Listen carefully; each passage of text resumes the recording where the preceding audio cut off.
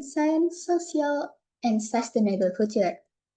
IAS adalah lembaga multidisipliner yang melayani akademisi dan peneliti melalui publikasi terbuka, pengelolaan jurnal, pelatihan ilmiah, dan berbagai kegiatan untuk mendukung riset dan publikasi berkualitas. Semuanya diwarnai nilai moral yang tinggi. IAS aktif dalam mendorong pengembangan ilmu pengetahuan melalui berbagai kegiatan, seperti publikasi jurnal ilmiah, pelatihan akademik, webinar, dan kompetisi ilmiah. Saat ini, IAS telah berhasil menerbitkan 84 jurnal dengan 1.325 naskah, 26 jurnal sedang dalam penilaian oleh Scopus, 50 jurnal telah dalam proses pendaftaran Scopus, dan 25 jurnal telah didaftarkan ke Sinta, serta menunggu hasil evaluasi pada akhir bulan ini. Kami di sini hendak menginformasikan juga bahwa saat ini IAS tengah mengadakan lomba call for paper IAS X Pegadaian dengan total hadiah 29 juta bagi dosen, peneliti, masyarakat umum, serta mahasiswa S1, S2, dan S3. Berikut adalah poster dari call for paper IAS bersama Pegadaian.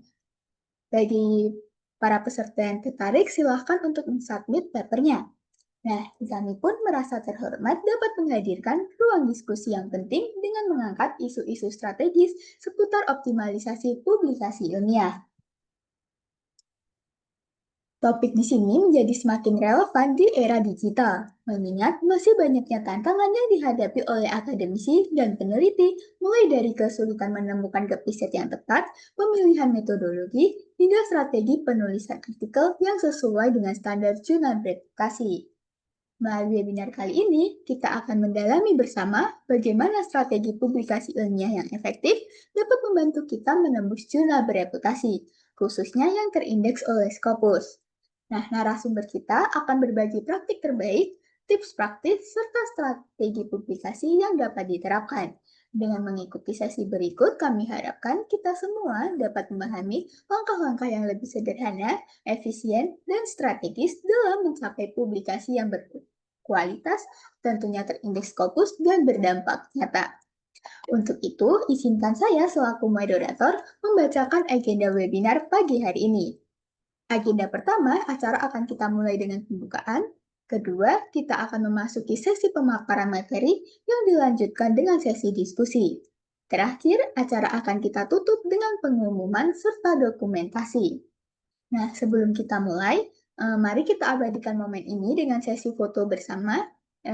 Untuk selanjutnya, kami mohon kepada seluruh peserta yang dapat menyalakan kameranya bisa dibantu untuk menyalakan. Dan selanjutnya, untuk panitia, kami mohon untuk membantu dalam proses pengambilan gambar. Untuk pengambilan foto, kita tunggu bagi para peserta untuk menyalakan kameranya masing-masing.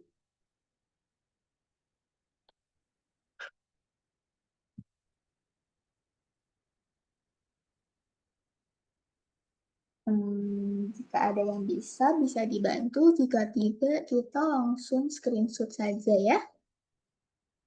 Untuk panitia bisa dibantu. Oke, baik. Tolong untuk mengaktifkan kameranya ya, teman-teman. Oke, sesi pertama. 1, 2, 3.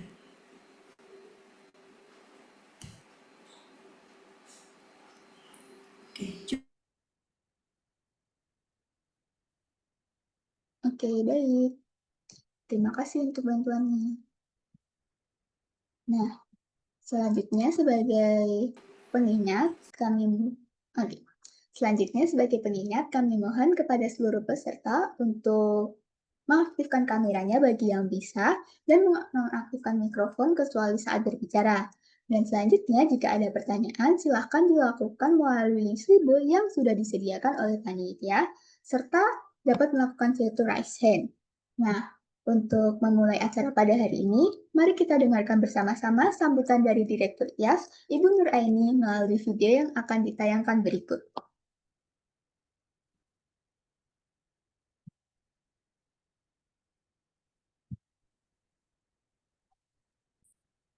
Untuk presensi mungkin nanti akan dibagikan oleh panitia ya teman-teman.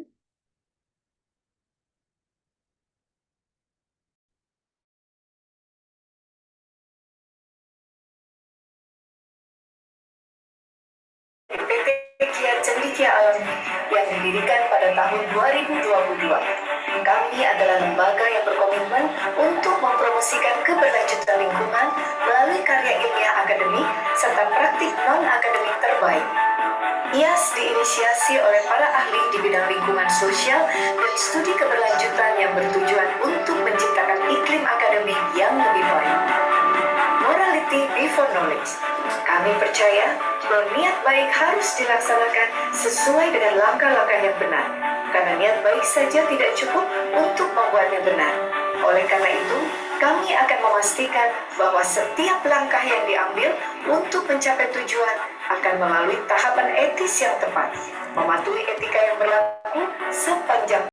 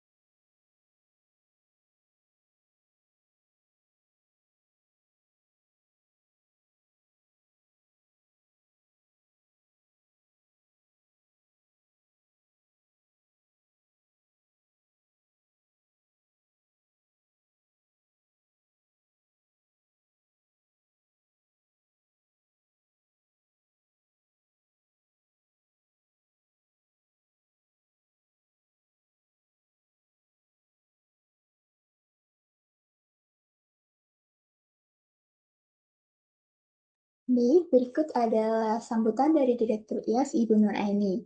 Nah, memasuki agenda utama, yakni sesi presentasi dari pembicara kita, izinkan saya untuk memperkenalkan pembicaranya terlebih dahulu.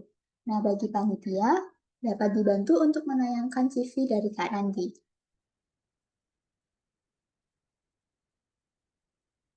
Nah, berikut adalah CV dari Kak Randi Malmola. Untuk teman-teman dapat melihatnya juga. Nah, di sini kita dapat melihat bagaimana pencapaian yang telah dilakukan oleh Kak Randi. Nah, untuk materi hari ini, Kak Randi nantinya akan memaparkan tentang practical tip for fast track Scopus publication. Nah, sebagai ini, selamat pagi Kak Randi, bagaimana kabarnya? Ini kita ketemu lagi ya. Ya, Mbak. Alhamdulillah baik. Nah, di sini tentu kami dan teman-teman udah antusias banget mendengarkan pemaparan dari Kakak. Nah, untuk pemaparannya, apakah dari Kak Randi sudah siap? Jika siap, mungkin kita bisa langsung melakukan presentasi. Siap, Mbak. Tapi dari operator ya, Mbak ya. Iya, nanti kita bantu. Untuk Eh, Kak Anti bisa dibantu juga share screen materinya.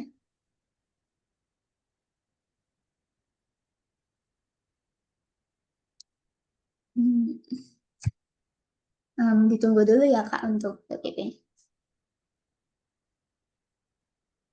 Nah, udah nih Kak, mau langsung dimulai aja atau bagaimana?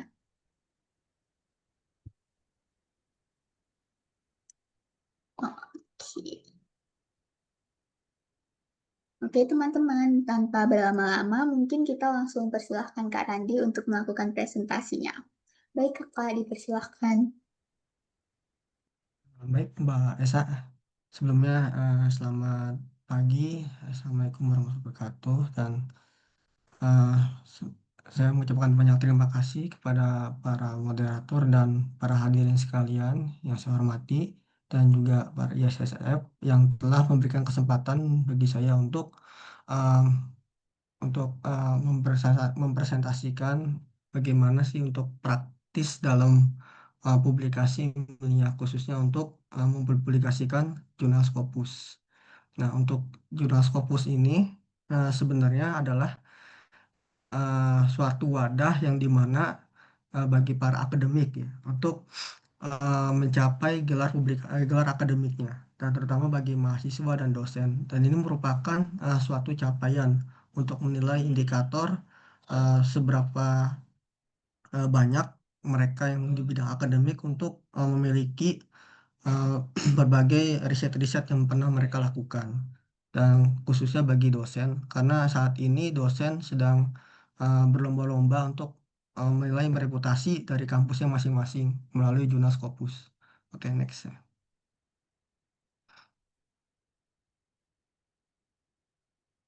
Nah, oke. Baik Bapak Ibu sekalian ya. Untuk dari publikasi Scopus ini tentunya ada beberapa tahap dan proses publikasinya. Dan sebelumnya saya izin menyampaikan dari dasar Scopus itu sendiri. Pada Scopus itu merupakan basis abstrak ya, dari kutipan ilmiah yang komprehensif dan bereputasi internasional. Artinya, basis data ini memiliki sistem akademik yang telah tertuang di berbagai laporan-laporan riset secara internasional atau global. Artinya dari jutaan artikel yang masuk ke dalam Scopus ini tidak hanya berperan sebagai bentuk artikel apa tempatan artikel saja, tetapi sebagai analisis ilmiah dari temuan teman-teman untuk berkontribusi secara global. Nah, melalui Scopus, kita sebagai akademik atau peneliti itu dapat menelusuri siapa saja yang bisa mengutip karya kita dan berbagai bidang yang kita tekuni seperti pertanian, ekonomi, eh, teknik, dan juga ilmu-ilmu lainnya. Dan juga fitur dari Scopus ini juga ada Scopus AI ya. Jadi Scopus AI ini telah dibentuk untuk menemukan riset gap dari apa dari fitur untuk riset-riset yang ada di ranah Scopus itu sendiri. Nah, karena dari Scopus itu dasarnya memiliki tiga. Pertama itu pencarian canggih atau expand research yang memungkinkan pengguna bisa menelusuri artikel berdasar kata kunci. Nah, jadi teman-teman untuk bagi yang pemula atau yang sudah profesional, tentunya kita bisa membandingkan apa yang mau kita publikasikan ke jurnal Scopus. Misalnya kita ingin meneliti riset-riset yang belum ditemukan dari penelitian sebelumnya. Nah, ini menjadi suatu arah yang jelas untuk kita nantinya bisa cepat untuk mempublikasikan ke berbagai field review. Nah, kedua itu citation tracker, yaitu menampilkan jumlah dan sebaran citasi dari artikel. Artinya, teman-teman kita bisa melihat dari seberapa besar sih pengaruh riset kita yang kita akan publikasikan terhadap temuan-temuan sebelumnya. Karena kan pada dasarnya riset itu tujuan utamanya adalah mengembangkan suatu keilmuan dengan mengisi keilmuan yang lainnya atau kita bisa sebut celah penelitian. Nah, di sini adalah tugas-tugas kita sebagai akademik untuk mengisi kekosongan dari riset-riset yang belum terselesaikan. Nah, yang ketiga yaitu auto profil. Nah, di sini juga sangat menentukan karir akademik teman-teman untuk bagaimana peran akademik sendiri untuk mengembangkan jurnal-jurnal tersebut.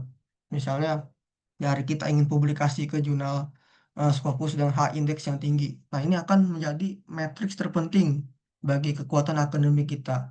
Jadi kita itu tidak dipandang sebagai mahasiswa atau dosen peneliti biasa, tetapi bisa mengikuti jejak-jejak kontribusi peneliti lainnya, baik itu dari penelitian terdahulu hingga sampai saat ini. Dan itu ada metrik.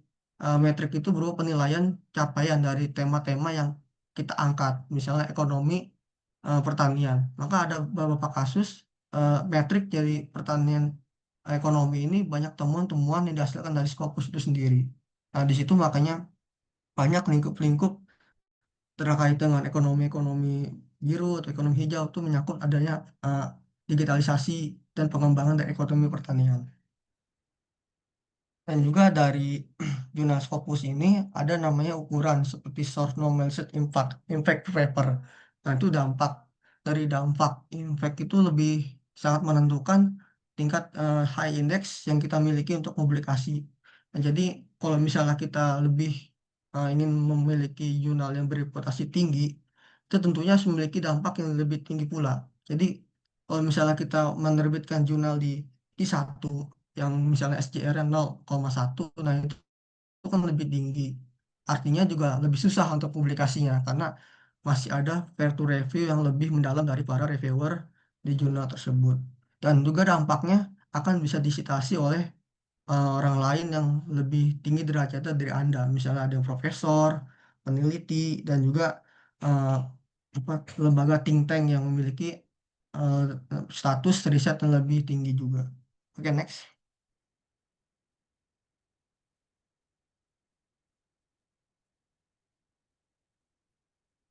Nah, eh, pada lingkup Scopus ini juga memiliki berbagai bidang. Misalnya kita lihat bahwa Scopus itu memiliki 7 miliar item.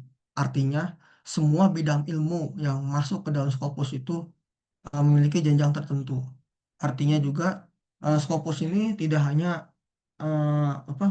menjembatani sebuah satu keilmuan, tapi ilmu yang lain, baik dari filsafat, bahkan ilmu yang paling mendalam, seperti ilmu-ilmu forensik atau lainnya yang lebih di luar nalar yang kita tahu ya. Misalnya kalau ada yang ilmu saintek itu ilmu, ilmu lebih nalarnya atau ilmu seperti paranormal. Nah, itu juga ada Scopus juga ada tema yang berbasis paranormal. Itu artinya Scopus ini bisa membangun beberapa keilmuan dan juga beberapa penulis terkait dengan bidang keahliannya.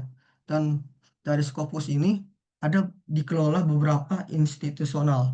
Artinya ada jurnal berbagai bidang, misalnya geografi research, economic research, dan atau jurnal terkait dengan lingkungan. Jadi banyak jurnal-jurnal dengan ruang lingkup yang berbeda, tapi mereka memiliki H-index yang lebih tinggi. Artinya mereka tuh menampung segala penulisan yang memang cakupan di bidang tersebut.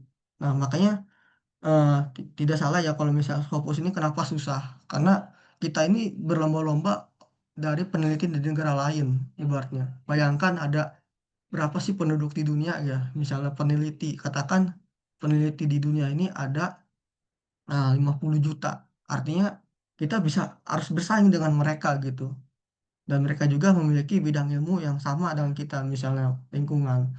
Nah, kita sebelum lomba, dan kita juga harus bisa mengeksplor terkait dengan keilmuan kita dan keilmuan lainnya. Nah, misalnya mereka juga ingin meneliti tentang negara berkembang ya, misalnya lingkungan di negara berkembang ini sangat buruk. Nah, misalnya kita juga bisa mengeksplor negara mereka gitu, dan untuk menjadi pembandingan dari negara kita sendiri. Nah, itu misalnya menjadi suatu novelty atau bahan yang serius untuk meneliti dan mempublikasikan di Scopus. Karena di Scopus ini tentu ya bukan sembarang abal-abal jurnal, karena mereka itu lebih banyak reviewer yang banyak menimbang, menindaklanjuti dan merevisi berbagai keilmuan yang kita miliki terhadap skop bidang yang disediakan oleh Scopus. Nah, Scopus ini juga disebut sebagai wadah dari beberapa publikasi. Ada yang bersifat seminar proceeding, buku, dan juga ada jurnal-jurnal terkait dengan hasil aplikasi dan teori murni ya. Oke, lanjut Mas.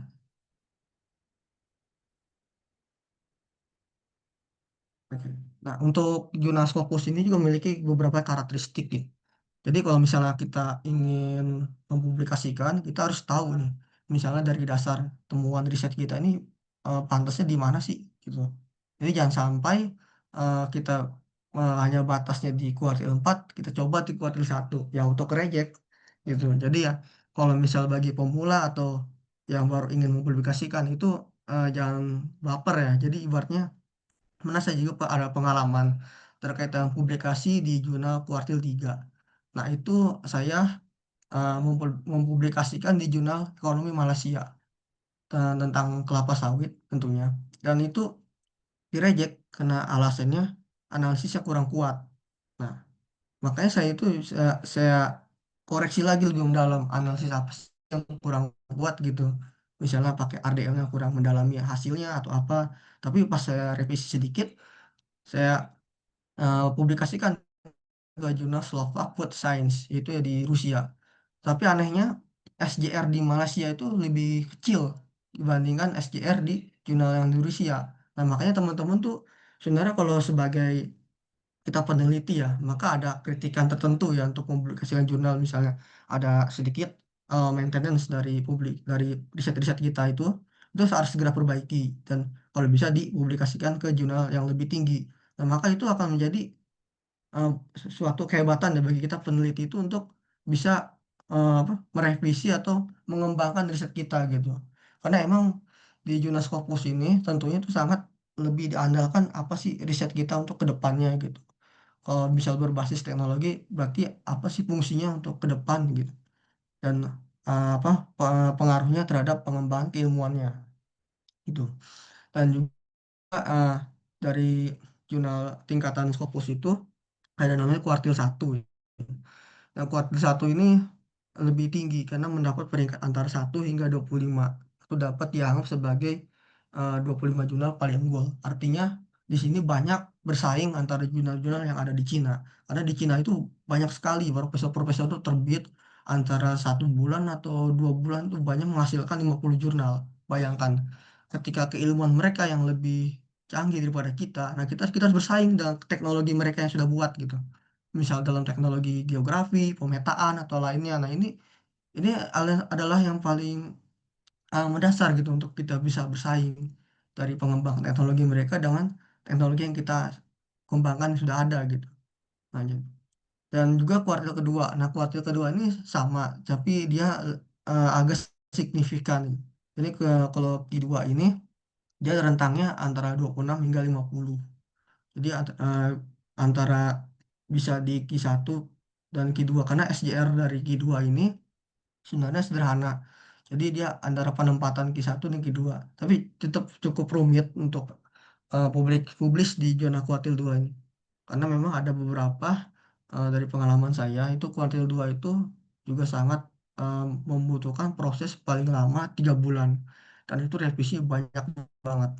Dan tentu kuartil 3 yang saya ceritakan tadi ya. Kuartil 3 itu sebenarnya dia lebih apa mendasar hampir ke kuartil 4 karena di kuartil 3 itu kita harus tidak cermat-cermat juga ya untuk memilih SJR-nya. Nah, tadi yang pengalamannya saya share itu ternyata kuartil dari SJR itu mempengaruhi. Jadi kalau misalnya kita ketolak ya di kuartil 3 ternyata SJR-nya lebih rendah daripada yang sudah diterima di kuartil 3 dan SJR yang lebih tinggi dari SJR sebelumnya. Nah, itu jadi keunggulan untuk keunggulan kita untuk mempublikasikan jurnal Scopus untuk ke tingkat yang lebih tinggi. Dan yang terakhir tuh Q4. Nah, kuartil Q4 ini sebenarnya kalau secara kasar ya itu tidak berpengaruh gitu. Maksudnya ada sedikit beberapa peneliti yang men-cite dari kuartil 4, tapi jarang gitu. Karena emang kuartil 4 ini merupakan jurnal dengan posisi peringkat antara 7 hingga 100. Artinya dari 25 jurnal ini paling rendah di antara Q1 dan Q3. Dan kalau bisa Q4 tapi SJR-nya rata-rata di 0,71 atau 0,6 karena itu lebih tinggi dan bisa mencapai hampir kuartil 3. Oke, next.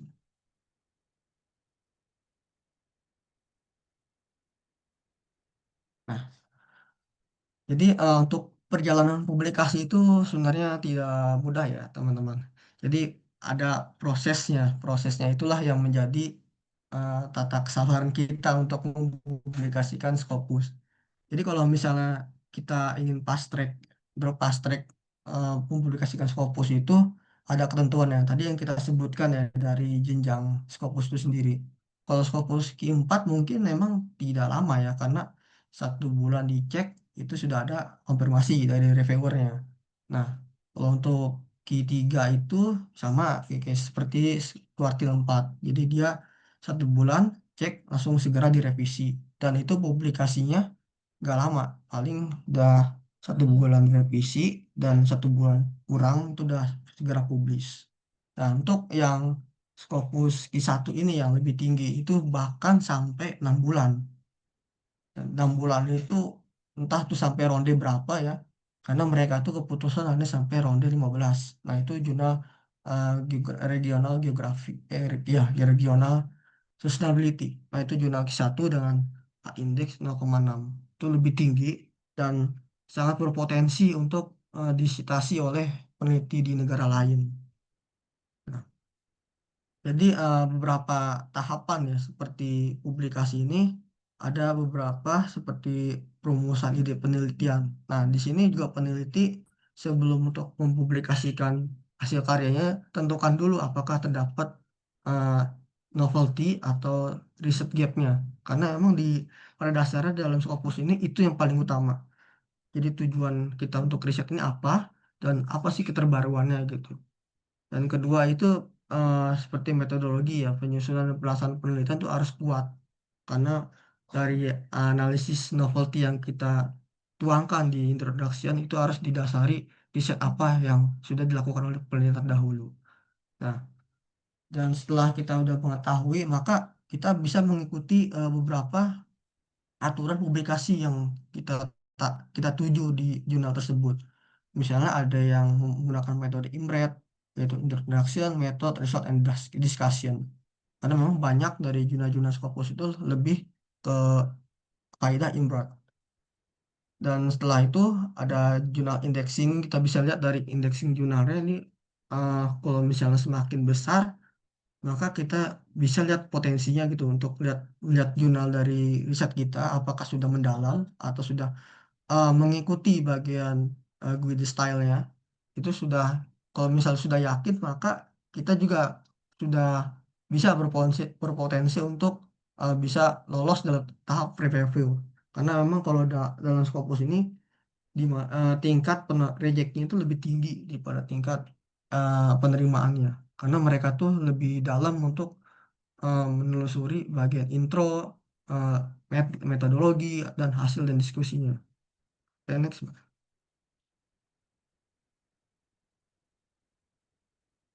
Nah, ini ada beberapa jurnal yang saya rangkum dari beberapa jurnal Q1, Q2, dan Q3.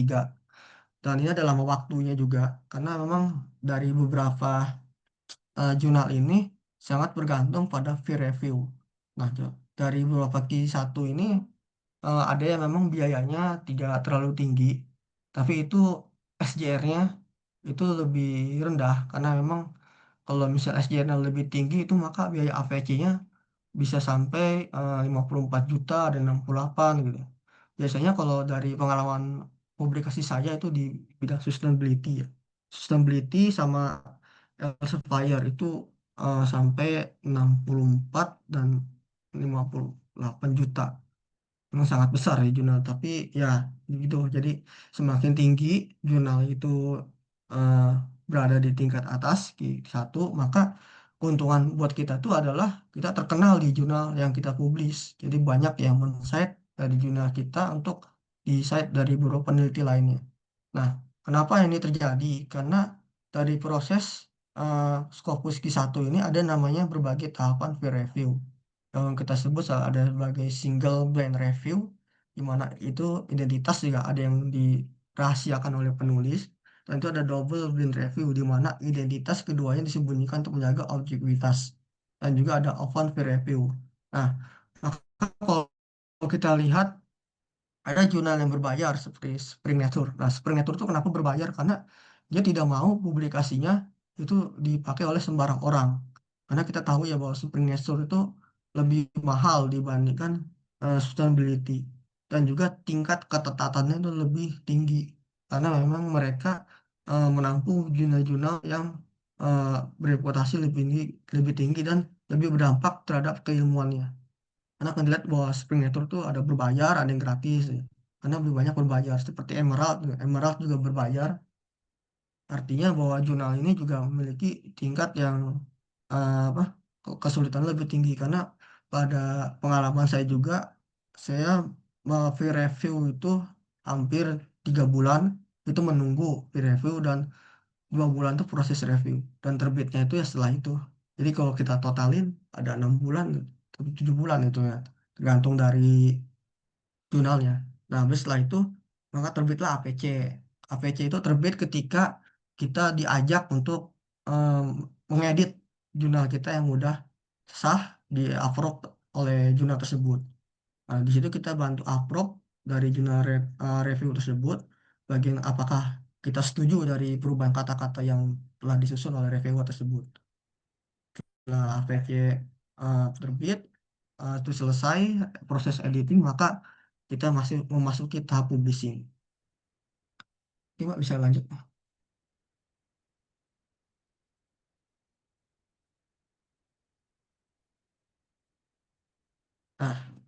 Nah, sebelumnya untuk bagian bagian penulisan ya, itu yang telah saya beritahu. Kalau untuk mengetahui introduction kita penilaian untuk penilaian Scopus ya, itu harus bisa mencerminkan SGN, yaitu state of the art, eh, gap dan novelty. Nah, saya lebih mempertimbangkan dari segitiga piramida terbalik ini karena kalau misalnya kita dasarkan pada introduction itu adalah umum, eh, umum khusus. Jadi lebih ke definitif. Jadi nanti kalau misalnya kita tahu bahwa state of the art ini apa sih, menjelaskan dari mutakhir penelitian terdahulu yang belum terselesaikan. Misalnya saya dulu eh, riset terkait dengan kebakaran hutan. Nah, namun kebakaran hutan itu kan banyak ya. Riset-riset di zona-zona tersebut ada yang menggunakan metode perilaku, ada yang menggunakan model HP.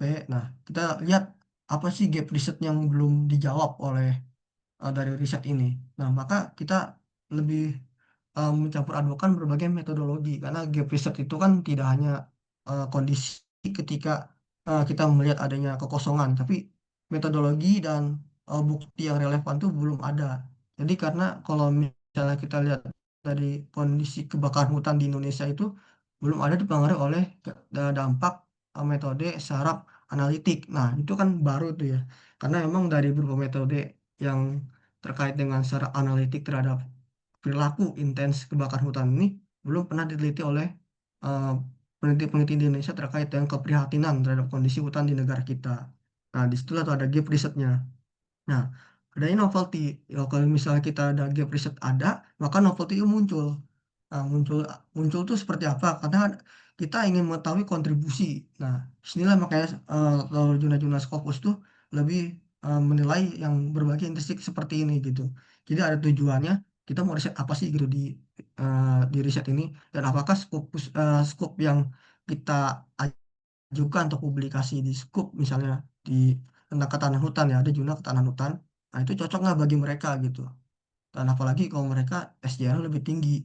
Nah, maka inilah yang diperhatikan oleh mereka gitu. Wah, udah cocok nih, novelty udah ada. Maka selanjutnya kita harus bisa mengikuti syarat-syarat grid style dari mereka. Sebenarnya dari beberapa jurnal Q1 ya, dari Elsevier itu mereka eh, lebih mengikuti kaidah Imbrat. Oke, next, Mbak.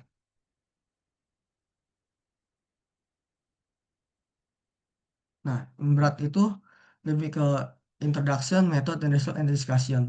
Nah, kalau misalnya mereka itu kan lebih simple ya, jurnal itu. Jadi simple tapi mendalam gitu. Nah, jadi makanya kalau introduction di jurnal-jurnal yang bereputasi tinggi, itu mereka tidak mereka neko gitu. Misalnya apa sih eh, masalah umumnya, state of the art-nya, terus gap-nya apa, dan juga novelty-nya apakah bisa diangkat dari penelitian terdahulu, dan juga harus mempertimbangkan tujuan riset gitu. Jadi tujuannya jelas, maka kita bisa lanjut ke metodologi. Nah, metodologi yang kita gunakan ini maunya seperti apa untuk mendukung dari tujuan itu. Oke, Mbak, bisa lanjut. Nah, metode itu lebih harus memperhatikan deskripsi metode ya, karena metodologi yang digunakan oleh Dinas Scopus biasanya langsung terpengukuran, kaidah sampel, dan juga eh, apa menginterpretasikan hasil sedikit terhadap metodenya. Misalnya saya menggunakan analisis saraf informatik. Hasilnya itu adalah untuk mengetahui gejala perilaku terhadap kebakaran hutan. Nah, itu harus bisa ditampilkan sedikit di bagian metodologi. Karena nanti hasilnya sedikit tuh bisa menjulur ke bagian hasil pembahasan. Nah, jadi kalau mereka itu lebih ke sifat prosedurnya gitu. Prosedurnya itu jelas. Itu misalnya ini mau negara mana dan diskusi metode untuk perhitungannya seperti apa gitu. Jadi jangan sekali kalau misalnya kita memperhitungkan tuh ada indeks ya, misalnya menggunakan indeks itu cukup aja 2 indeks atau 3 indeks. Tapi itu bisa mengukur untuk hasil gitu. Karena mereka itu ada keterbatasan kata ya. Nah, ini yang lebih bahaya ya. Jadi kalau kata itu sangat di sangat diukur dari apa, untuk menilai riset kita juga. Misalnya 7.000 kata dari abstrak sampai kesimpulan dan itu tidak termasuk data pustaka dan ada juga ya termasuk data pustaka. Nah, itu lebih harus diperhatikan. Oke, Mbak. Ya, next. Nah, untuk hasil dan diskusi ini, hasil harus dinyatakan secara ringkas tanpa komentar. Iya, jadi hasil, kalau misalnya kita mempertemukan hasil analisis, itu jangan sekali-sekali ada apa namanya komentar dari peneliti lain, kecuali komentar peneliti lain yang berdebatkan ada hasil yang kita temukan. Misalnya hasil mengukur signifikan 0,05% atau 5%.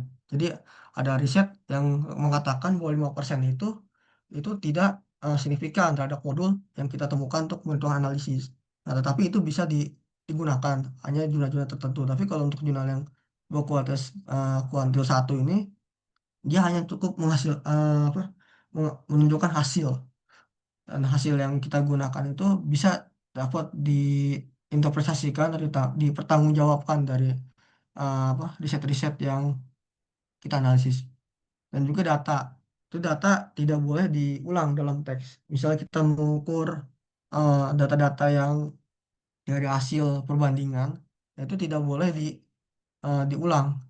Dan kita lanjut ke dalam hasil analisis lagi gitu. Analisis lanjut, dan ini hanya sebagai bukti bahwa data yang kita analisis itu tidak menunjukkan bahwa ada ketimpangan dari beberapa data yang seharusnya optimalnya sekian tapi tidak sekian karena analisis yang kita gunakan ini menunjukkan adanya kecenderungan eh, penyelesaian terhadap fenomena yang ada dan juga data tidak boleh disajikan dalam bentuk tabel atau grafis artinya data itu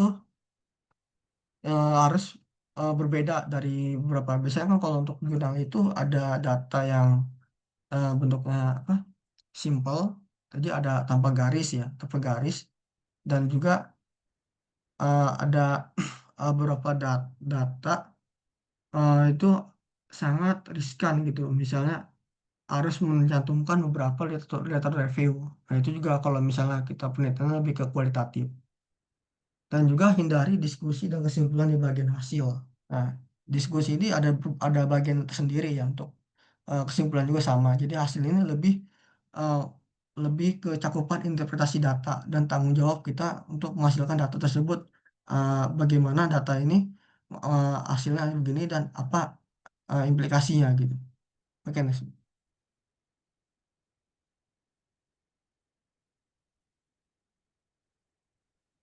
Next, Pak.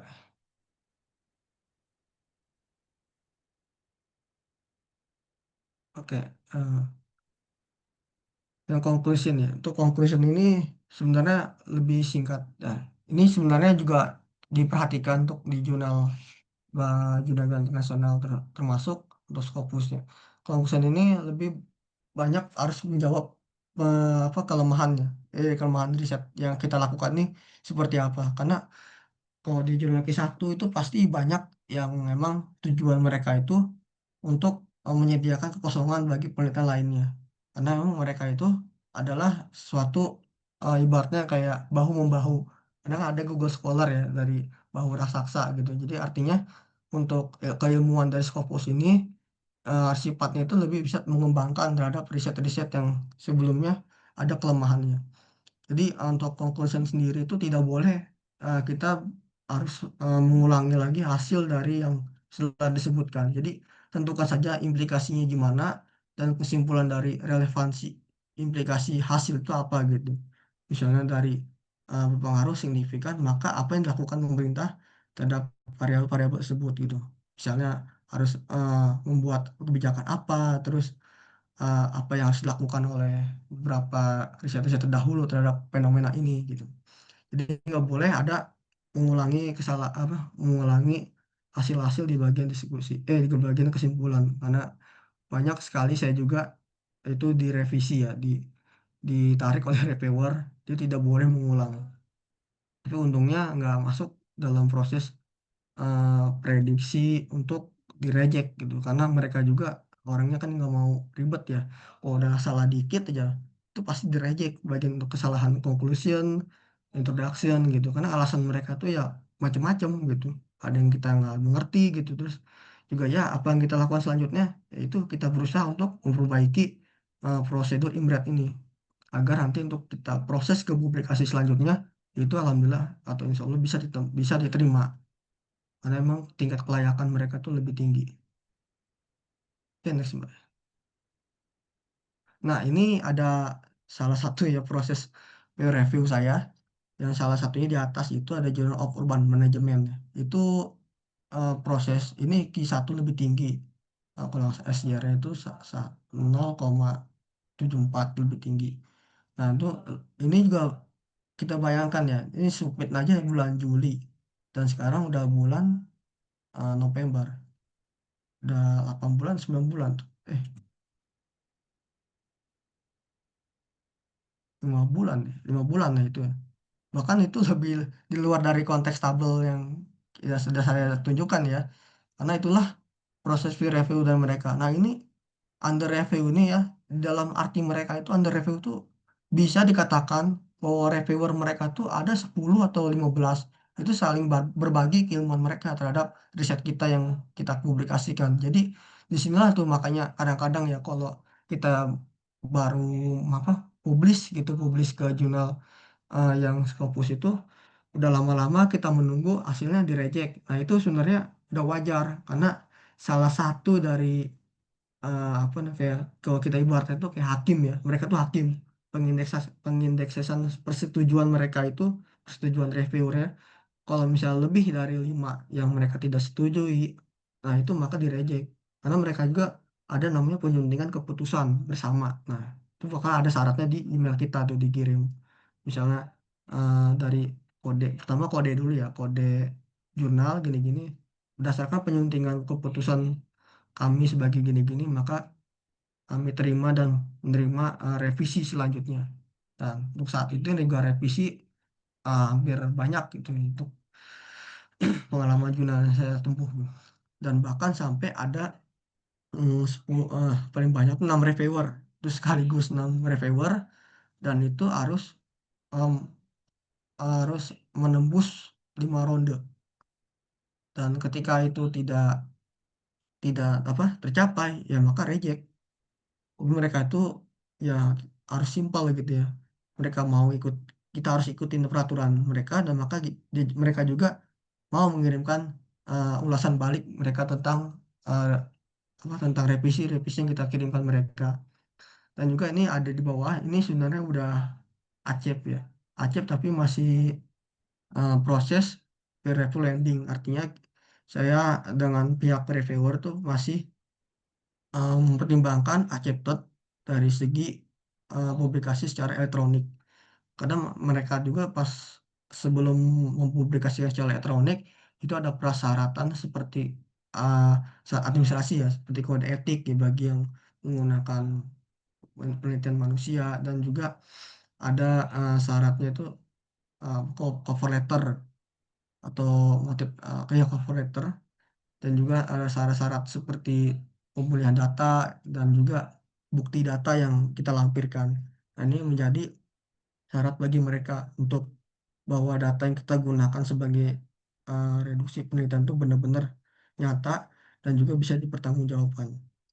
Dan untuk saat ini memang masalah gambar ya, itu gambar tuh benar-benar harus diperhatikan, karena kalau kita di jurnal Scopus di kuartil 1 ini gambar tuh benar-benar perhatikan, karena mereka tuh kalau misal gambar tidak jelas itu bisa berpotensi untuk reject, karena apabila gambar itu tidak bisa diedit oleh mereka, nah ini menjadi acuan kita untuk bisa bagaimana gambar itu bisa ditingkatkan agar lebih jelas, karena nanti biar bisa dijawab oleh khalayak ramai ya, karena kita tahu bahwa kita publikasi ini tujuannya adalah untuk bisa dibaca oleh orang lain dan bisa berkontribusi untuk pengembangan di riset selanjutnya.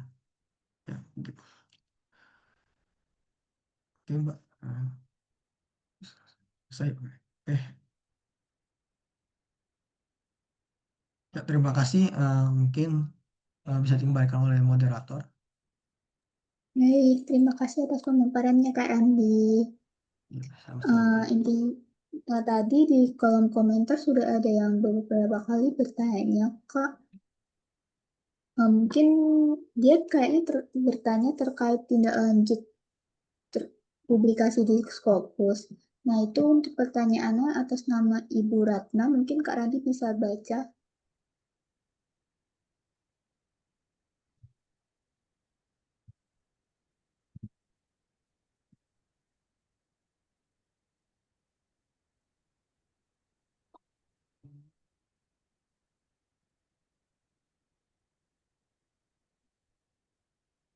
Ini untuk atas nama siapa ya? Sebelumnya ini udah diterima atau apa masih proses?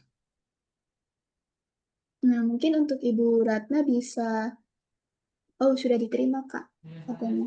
Oh, sudah diterima ya.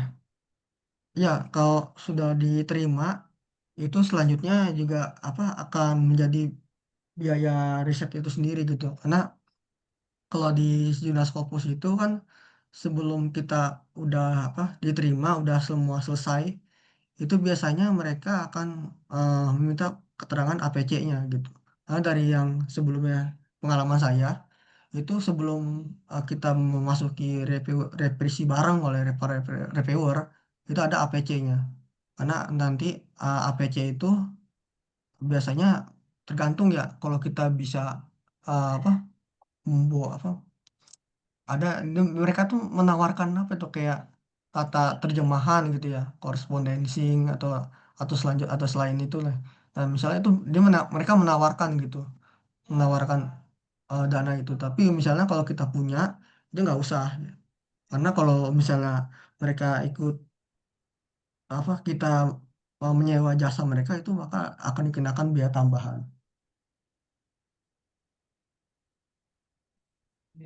Apakah ada pertanyaan lanjutan Ibu untuk Ibu Ratna? Sambil menunggu, izinkan saya menjawab untuk pertanyaannya dari Ibu Ani. Iya betul, untuk seperti yang dijawab oleh Mas Bayu bahwa di IAS untuk jurnalnya sedang dalam proses pengajuan ya, jadi masih belum ada yang terindeks kapus. Nah, tadi juga ada pertanyaan di link Slido. Izin aku bacakan ya, Mas. Nah, yang pertama tuh lebih baik publikasi di jurnal Scopus bereputasi tinggi dengan resiko rejection yang tinggi atau jurnal dengan peringkat lebih rendah tapi peluang diterima lebih besar. Seperti itu. Nah, ini udah dibantu juga sama tim kami untuk share screen pertanyaannya. Tadi yang saya bacakan itu yang 18 menit yang lalu.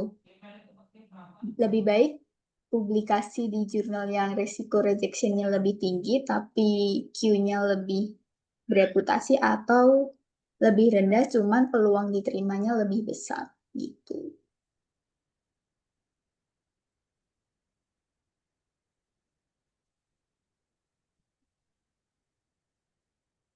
Oh, Mbak tadi bisa diulang lagi. Saya fokus Oke, tadi oke, ini oke. ya. Mbak Ratna kayak masih ini nih. Iya, kalau untuk dari saya mungkin bisa coba pakai itu ya, bantuan Mbak, bank ketiga gitu kalau untuk payment dari luar. oke, Atau gimana saya Kak jawab Randy? kali ya Mbak ya. Mbak Ratna Mm-mm. ini kalau boleh tahu jurnal apa ya? Fokus apa ini? Karena kalau dari UI sendiri ya, itu memang kita juga ada biaya biaya ini ya gitu, biaya apa? Fee-nya gitu. Karena Iya, bisa betul. menalangin ya, ibaratnya menalangin riset dari kita publis. Dan juga memang ada beberapa program dari BRIN juga ya mungkin bisa dipertimbangkan karena memang ada seleksi ketat juga dan ini kalau menurut saya sih ya kalau untuk transfer ini biasanya mereka itu ada kayak apa namanya biasanya tuh gini minta kayak keterangan gitu surat keterangan nanti itu apa namanya, APC ya, bisa ada iuran dananya gitu, besaran dana dan untuk keperluan apa. Dan juga memang untuk biasanya yang saya apa namanya itu pakai ini apa HTD gitu nama uangnya itu saya kurang tahu itu Swiss dan itu juga emang kalau di skalain itu 54 juta dan itu juga bisa langsung publis karena mereka itu apa namanya biaya yang uang sebesar ini itu untuk eh, pemulihan pemulihan situs mereka karena kan situs mereka juga ada peningkatan dan tentunya juga membutuhkan seorang yang ahli untuk pemeliharaan maintenance. Oh, Polandia ya.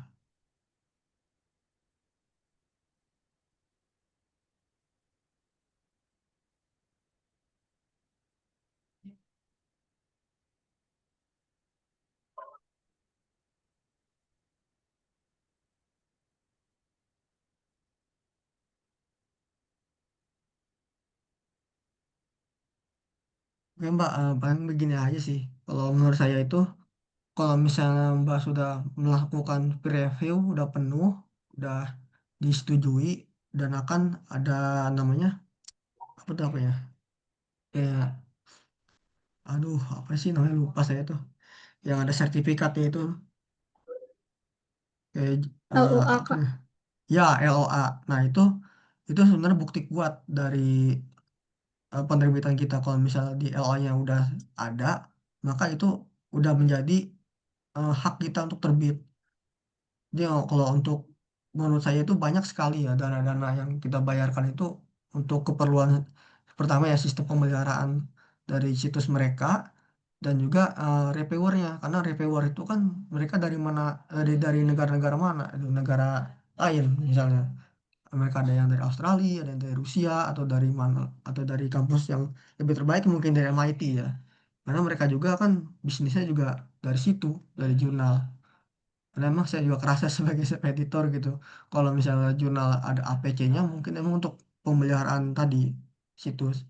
Dan emang ini kalau misalnya udah ada LA-nya mungkin bisa sih Mbak dilanjut. Tapi yang sesekali memang ada ya kasus di mana itu kita bayar dulu tetapi direject. Nah itu kalau bisa jangan gitu dihindari. Itu eh, biasanya jurnal nyari untung sih kayak gitu cuma. Cuman kalau bisa dihindari. Karena kalau dari Q1 ya kuartil satu baik di negara manapun itu kita harus melewati beberapa peer review. Jadi kalau udah dapat LOA-nya itu berarti udah fix, udah kita bisa apa nggak sia-sia untuk bayar karena udah ada biaya publikasinya. Karena tuh ada untuk itu Mbak eh, Mbak Ratna ya untuk pembiayaan reviewer mereka terus redaksi dan itu redaksi juga mereka tuh apa perlu pembiayaan karena kan dari beberapa redaksi itu kan butuh untuk kebutuhan instansi dari mereka sendiri gitu. Jadi untuk pemuasan kayak apa tingkat kepuasan mereka gitu. Kita kan ada kayak misalnya apa di diemailkan kembali misalnya tingkat kepuasan mereka terhadap reviewer gimana gini-gini. Jadi untuk apa menilai kualitas mereka sebagai editorial reviewer itu seperti apa. Beratnya mungkin eh, hanya saya bisa menjawab seperti itu karena emang saya juga belajar untuk apa mengetahui beberapa dana-dana untuk keperluan riset karena memang dari UI sendiri itu masih dirahasiakan oleh dosen-dosen saya makanya saya juga sangat jarang nanya-nanya seperti itu cuman saya juga belajar dari harga-harga dari Junaki satu itu emang sangat mahal. Oke, Mbak tadi selanjutnya apa pertanyaannya? Ini, itu Mas ada yang tanya, lebih baik publish di jurnal Scopus bereputasi tinggi dengan risiko rejection yang tinggi, atau jurnal dengan peringkat lebih rendah, tapi peluangnya diterima lebih besar gitu. Oke, saya izin menjawab ya. Ini sebenarnya eh, bergantung keputusan teman-teman ya. Kalau untuk publikasi, jangan sampai eh, apa ya kita tahu ya kalau misalnya ada tanda kita publis, tapi tiba-tiba diterima. Nah itu hati-hati tuh, itu jurnal predator. Karena emang nggak ada semuanya. Kalau jurnal yang bereputasi tinggi itu proses peer review paling paling tidak memakan 3 bulan atau paling singkat 1 bulan untuk jurnal kuartil 3. Nah, kalau untuk kuartil 3 tuh sebenarnya main-main di daerah situ ya. Kalau menurut saya itu fair to fair aja karena kalau kuartil 3 ini kuartil 3 ini mereka juga ada yang SDR lebih tinggi dan itu tinggal kesulitannya masih ada yang susah gitu. Karena nanti kan teman-teman tuh bisa dibaca oleh khalayak ramai gitu. Nah, kalau untuk jurnal peringkat lebih rendah misalnya Scopus Q4 ya, itu artinya banyak yang membaca tapi sedikit. Nah, kalau misal bagi dosen ya itu kan H indeksnya gimana ya kayak ada peringkat-peringkat gitu ya. Itu di status Scopus kita tuh kita ada ID Scopus itu misalnya masih sedikit yang masih apa mau mensitasi punya teman-teman gitu. Karena apa sih mereka juga ya kalau bagi akademisi misalnya S2 S3 katakan mereka juga pasti mencarinya jurnal yang bereputasi tinggi karena yang kalau bereputasi 4 Q4 itu kan jarang ya orang yang mau mengklis untuk reputasi kayak Scopus 4 kecuali memang kalau untuk Sinta ya kalau Sinta itu kan itu untuk Indonesia tapi ada dari beberapa negara yang mensitasi jurnal-jurnal di Sinta itu dan yang paling banyak tuh Scopus Q1 karena mereka juga apa kalau adanya citasi yang tinggi maka itu akan mempengaruhi kualitas riset mereka juga gitu jadi kalau menurut saya lebih bagus sih main-main di area Scopus kuartil 3 karena kuartil 3 juga ada yang berbayar dan juga ada yang gratis dan kebetulan teman saya yang sekaligus editor di Emagrep itu beliau sering riset-riset di Swedia dan itu mereka maksudnya dia juga nggak berbayar fee-nya karena apa editorial mereka itu tidak ada pemeliharaan maintenance jadi bebaskan untuk APC-nya dan juga itu sangat membantu teman-teman sebagai kesempatan nih yang besar untuk peluang yang besar untuk bisa bermain di Scopus Q3. Kalau untuk bereputasi tinggi seperti Q1 itu emang ada yang berbayar, ada yang gratis tapi SDR-nya lebih rendah. Nah, itu juga bisa tuh untuk di apa dipatenkan oleh penelitian lainnya. Jadi menurut saya itu sesuai dengan target teman-teman aja gitu. Ada strateginya untuk publikasi gitu. Kalau misalnya tingkat rejeksinya tinggi, maka apa yang kita lakukan? Yaitu bisa mengembangkan atau melihat dari apa objek dari riset-riset yang dengan apa tingkat rejeksi tinggi, misalnya di Scopus Q1 kita lihat tuh apa aja misalnya jurnal yang yang kita tuju, misalnya jurnal environmental society kita download dulu nah kita lihat aturan mainnya di apa namanya kan ada batas publishing ya tahun terbaru kita lihat tahun terbarunya nah misalnya tahun terbarunya kita lihat nih apakah sama atau kita sudah menggunakan kaidah mereka kalau misalnya kita udah yakin maka kita coba gitu. Nggak ada salahnya kalau mencoba baik ya kalau misalnya APC kan terakhir itu urusannya kalau udah dapat LOA-nya jadi nggak apa nggak menutup kemungkinan kalau teman-teman baru pertama kali mau publish bisa main reputasi tinggi walaupun emang tingkat rejection tinggi gitu sih mbak. Baik, Kak. Ini tadi juga ada pertanyaan selanjutan nih. Lebih tepatnya kayaknya mencari saran sih. Nah, itu ada kakaknya yang Hmm. udah submit di jurnal Q3 sejak bulan Ya, Februari, ya, tapi ya. masih tahap proses review. Nah, Nah, tulisnya ya, itu. itu izin menjawab Mbak ya. Itu sama seperti jurnal saya yang Q1 di jurnal PU Reden. Ini sebaiknya kalau itu kita membalas email dari beberapa reviewer misalnya pernah saya juga itu ya saat ini sih riset dari jurnal Peredan itu sampai 3 bulan belum ada keputusan dari pihak pereview jadi ya kita lakukan adalah membalas pihak mereka bagaimana pertimbangan gini-gini apakah memerlukan revisi atau apakah selanjutnya maaf ya untuk direject gitu nah gitu harus karena tugas mereka kan itu untuk mereview karena kalau misalnya kita nggak bisa memberikan feedback kepada mereka jadi mereka juga mana mau membalas gitu nah ini juga kasus sama seperti saya baru feedback tiba-tiba revisinya tuh banyak padahal saya udah memenuhi reviewer apa proses reviewer mereka gitu sudah semuanya udah kelar kan udah mengikuti kaidah juga nah belum ada balasan sampai 2 bulan nah itu saya feedback lagi dan setelah dapat feedback wah revisinya banyak gitu tiba-tiba kok bisa begini gitu ya itulah emang emang jurnal untuk seperti itu jurnal Q1 atau Q1 jarang sih satu Q3 emang seperti itu Mbak jadi kayak apa mereka itu juga banyak gitu nggak hanya mereview punya teman-teman tapi kan ada proses masuk maka mereka harus kaji ulang juga kayak ada proses namanya waiting list itu ada waiting listnya mereka misalnya waiting list di apa masuk ke ini ya folder apa gitu kayak penyimpanan nanti itu akan dikaji ulang ketika kita udah proses apa timbal timbal balik feedback itu pasti insya Allah bakal dibalas oleh reviewer. Terus, ini ada juga yang dari Kak Ali, dia lebih ke tanya apakah ada saran terkait jurnal ekonomi atau manajemen. Sebentar. Nah, jadi tadi dari Kak Ali itu bertanya apakah ada nama saran jurnal terkait ekonomi atau manajemen gitu. Oh ekonomi maksudnya saran untuk jurnal publikasi yang gratis atau Ya, gimana? Oh yang kayaknya gratis yang ya? gratis sih. Kayaknya mestinya Oh yang gratis sih, Kak. ada sebenarnya itu kebetulan teman saya yang dari Swedia dia jurnalnya di jurnal Public Health Development mungkin sama kali ya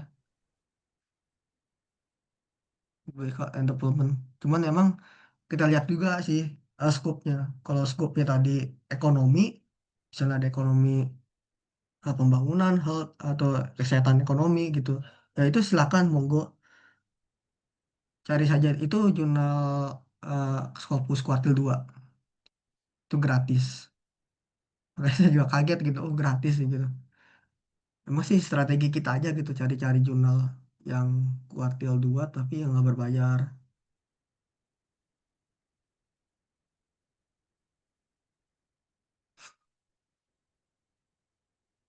Oke, Kak. Itu untuk Kak Rantno tadi sedang membalas lagi, Kak.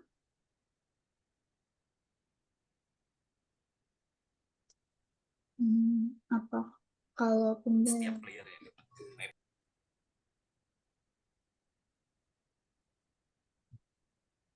untuk pertanyaan-pertanyaan lainnya, sepertinya juga sudah nggak ada. Apakah teman-teman ada yang ingin bertanya kembali?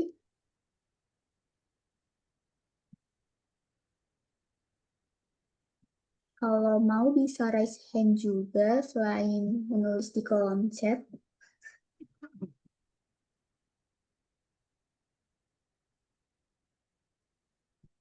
Hmm,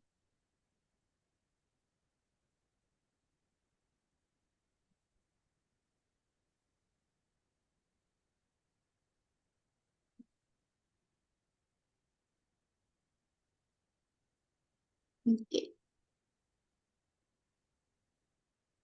Tadi maaf yang tadi itu ekonomi ya ekonomi Iya, Kak, manajemen betul. oh bisa saya share ke sini aja kali ya eh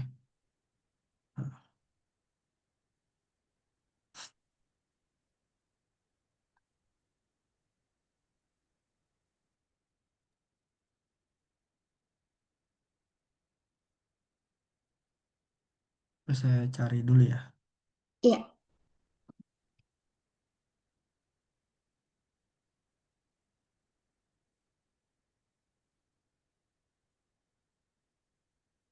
Baik, teman-teman, sambil nunggu Kak Randi bantu mencarikan list nama-nama jurnalnya. Apakah ingin ada yang langsung mau bertanya bisa di kolom komentar atau di link Slido yang udah diberikan.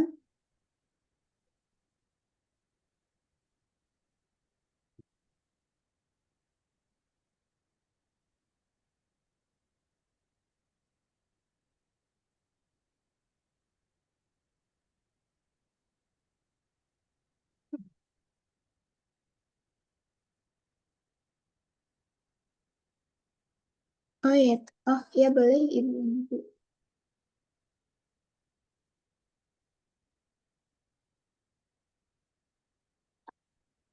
Oke, itu tadi ada yang raise hand. Boleh Ibu langsung berbicara? Oke, terima kasih kesempatannya.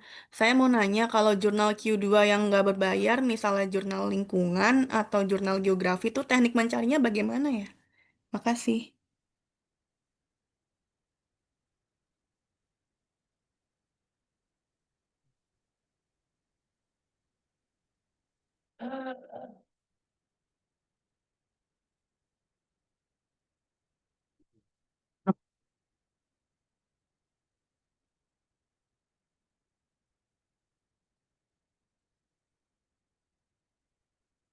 Oke, mungkin sambil menunggu Kak Randi mencari, saya izin untuk memberitahukan kembali bahwa saat ini IAS lagi mengadakan lomba call for paper IAS X Pegadaian dengan total hadiahnya itu 29 juta bagi para dosen, peneliti, masyarakat umum, serta mahasiswa S1, S2, dan S3. Nah, izin follow up juga bagi teman-teman yang mungkin belum mengisi link presensi, untuk linknya sudah bisa diakses di kolom komentar. Nah, lalu tadi Kak Randi juga sudah membantu memberikan salah satu nama jurnal yang tidak berbayar. Di kolom komentar bisa dicek ya teman-teman.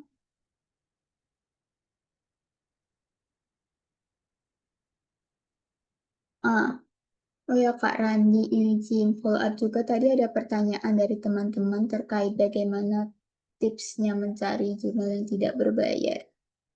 Oke, langsung jawab ya, Mbak. Ya, Tadi saya barusan udah nanya tadi ke teman saya di Swedia. Itu betul. Mbaknya bisa ke ini kali ya, apa situs Jurnal Citation Report. Itu situsnya ya, Jurnal Citation Report. Jadi nanti di jurnal tersebut tuh ada namanya eh, apa kayak langsung ada tanda-tanda dolar gitu, dolar atau FHP. Nah itu berarti jurnal tuh berbayar. Jadi kalau gratis biasanya dia ada kayak bentuknya free atau apa nol gitu. Nah itu berarti jurnal-jurnal itu bisa diakses atau apa namanya open access gitu. Ya biasanya kalau emang jurnal yang apa namanya jurnal yang gratis itu bisa di open access dan berada di 2AJ. Jadi kalau misalnya yang berbayar yang tadi saya bilang ya, yang berbayar itu dikunci. Jadi untuk keperluan kebutuhan mereka gitu, entah untuk apa riset dia lebih penting atau misalnya buat kedepannya itu bagus buat citasi kita. Jadi kalau misalnya kita baca dari jurnal yang berbayar itu mereka tuh paling singkat. Nah itulah keunikannya gitu. Nah kalau misalnya yang mau itu gratis itu biasanya dia open access. Coba bisa di itu kan ya Mbak ya, ya Journal Citation Report. Mungkin mungkin panitia bisa bantu searchkan tadi yang dimaksud.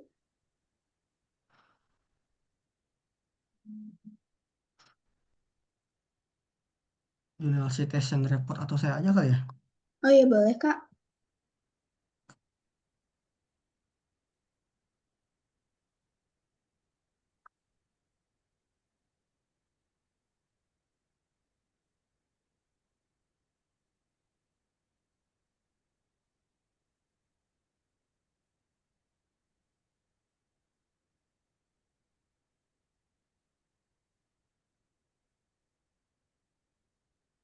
Mau jurnal apa nih?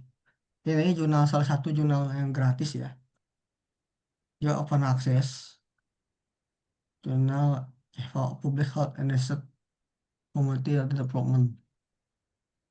Nah, dia bisa gini nih, ada ini tandanya. There are no publication fees.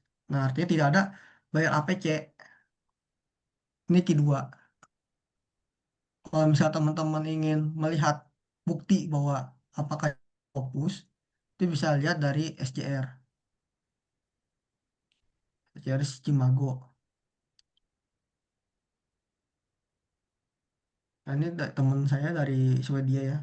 Ini gratis. Cuman kalau untuk ini coba silakan, saya nggak tahu jurnal apa itu ya teman-teman maksud ya. Di Citasi Report, jadi dia lengkap ada jurnal apa namanya? Ada 22 jurnal ya. Itu ada berita pembiayaannya kayak begini nih. Publishing jurnal, metadatanya. Nah, dan kalau misalnya apakah dia Scopus atau bukan, itu bisa lihat dari Simago.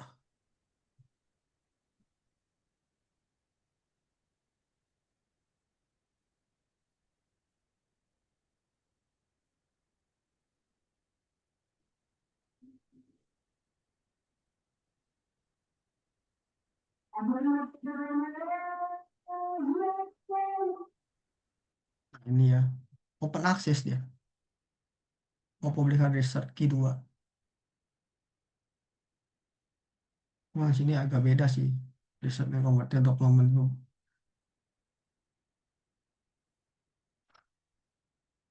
Oh, sama. Riset JPHR. Ini JPHR. Dia tentang public health research. Dan ini Q2 ya. Lumayan nih. H-index 30. Jadi emang paling bawah sih. Kalau untuk yang ke atas itu mahal.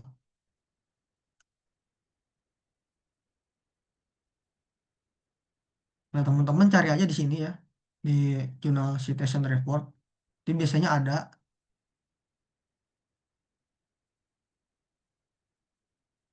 Saya cari.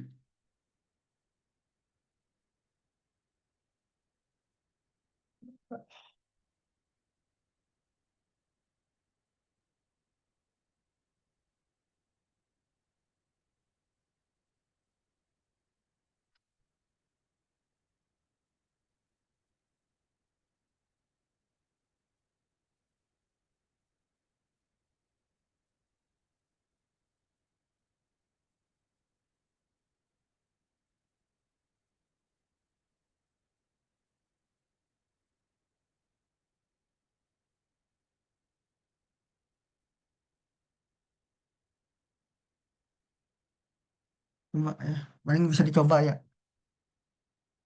Itu salah satunya yang jadi biasanya ada jurnal tuh ada ini ya, ada apa namanya? Biasanya ada backgroundnya. Nah, kita lihat backgroundnya ada publication fee atau enggak gitu. Kalau ada no publication fee itu berarti gratis. Jadi pandai-pandai kita mengecek aja jurnalnya. Baik, oke, gitu ya teman-teman untuk mencari bagaimana jurnalnya itu no publication fee, jadi kita tidak perlu membayar APC-nya. Nah, baik, sehubungan dengan kita sudah lamanya waktu berjalan dengan webinar kali ini, saya mengucapkan banyak terima kasih bagi teman-teman yang sudah berpartisipasi aktif dalam sesi webinar kali ini. Nah, berhubung sudah mencapai penghujung acara, saya ucapkan banyak terima kasih juga kepada narasumber luar biasa kita, Kak Randi, atas ilmu dan wawasan yang telah dibagikan.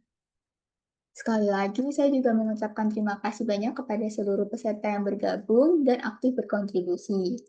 Nah, di sini saya juga ingin bilang bahwa jangan lupa untuk terus mengikuti akun media sosial kami agar tidak ketinggalan event menarik lainnya yang disediakan oleh IAS. Dan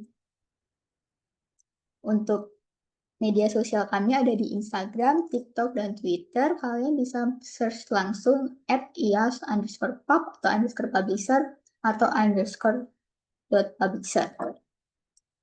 Nah, sebelum kita menutup acara juga, saya ingin kembali mengingatkan bahwa jangan lupa untuk mengikuti lomba Cover Paper IAS Pegadaian dengan total hadiah 29 juta bagi dosen, peneliti, masyarakat umum, serta mahasiswa.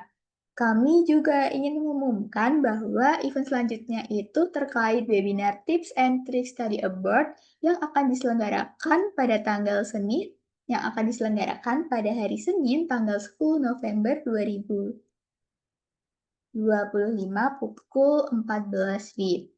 Dan pastikan untuk tetap terhubung dengan kami dan jangan lewatkan kesempatan untuk terus berkembang dalam dunia riset. Sampai jumpa di webinar dan pelatihan berikutnya. Selamat siang dan semoga hari Anda menyenangkan.